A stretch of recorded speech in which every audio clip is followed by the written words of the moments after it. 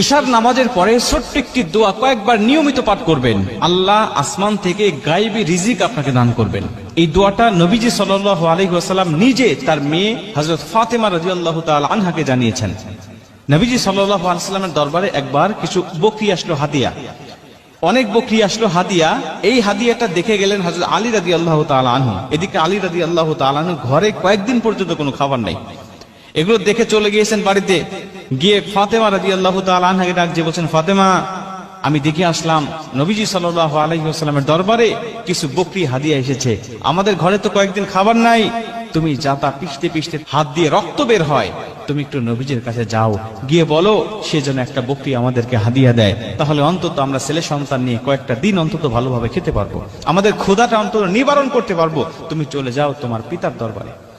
ফাতেমা রাদিয়াল্লাহু তাআলা দেখলেন কথা তো ঠিকই, বাবার দরবারে এত হাদিয়া, চাই না একটু একটা বকরি নিয়ে আসি, আমাদের ছেলে সন্তানকে নিয়ে আমাদের পেটের ক্ষুধাটা অন্তত নিবারণ করতে পারবো।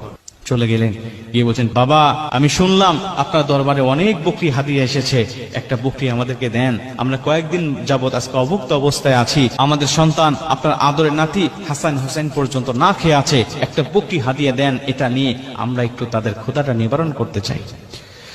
মুসলমান ভাইরা আমার, নবীজি সাল্লাল্লাহু আলাইহি ওয়াসাল্লাম ডাক দিয়া বলেন, ফাতেমা, তোমাকে আমি এমন একটি দোয়া শিক্ষা দিতে চাই, এমন একটা আমল বলে দিতে চাই, যে আমলটা যদি তুমি নিয়মিত করতে পারো ফাতেমা, আমি নবীজি বললাম আসমান থেকে আমার আল্লাহ তোমাকে এত রিজিক দান করবে, এত গায়বী সম্পদ দান করবে, তুমি খেয়ে শেষ করতে পারবে না।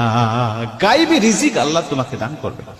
ফাতেমা, তুমি বলো তুমি কি নিতে চাও, বলো, বকরি নিয়ে যাবে নাকি এই দোয়াটা তুমি শিক্ষা নিবে, এই অমূল্য দোয়াটা তুমি শিক্ষা নিবে নাকি বকরি হাদিয়া নিবে, বলো।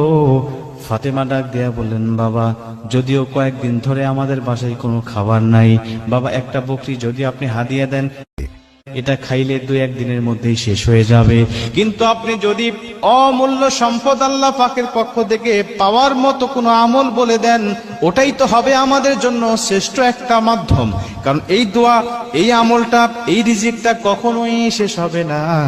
এই আমলটা করে করে আল্লাহর দরবার থেকে আমি রিজিক নিব, আর আল্লাহ পাক আমার সংসারটাকে সুখময় শান্তিময় করে দিবে। নবীজিকে যখন ফাতেমা রাদিয়াল্লাহু তাআলা আনহা এই কথাটা বললেন, নবীজি সন্তুষ্ট হয়ে গেলেন। ফাতেমা রাদিয়াল্লাহু তাআলা আনহাকে নবীজি ডাক দেয়া বলেন, ফাতেমা, তুমি আসলেই বুদ্ধিমত্তার পরিচয় দিয়েছো, তুমি চলে যাও আলী রাদিয়াল্লাহু তাআলা আনহুকে নিয়ে তুমি নিয়মিত আমলটা করতে থাকো, আমি নবীজি কথা দিলাম তোমাকে আমার আল্লাহ অগণিত রিজিক দান করে দিবে, অগণিত রিজিক আল্লাহ তোমাকে দান করবে। আমলটা কি? আমলটা হলো আল্লাহুম্মা ইয়া আউয়ালাল আউয়ালিন, ইয়া আখিরাল আখিরিন, ইয়া যাল কুওয়াতাল মাতিন, ইয়া রাহিমাল মাসাকিন, ইয়া আরহামার রাহিমিন। এই দোয়াটা তুমি নিয়মিত পাঠ করতে থাকো, আমি নবীজি বলছি কখনো তোমাকে আল্লাহ অভুক্ত অবস্থা রাখবে না।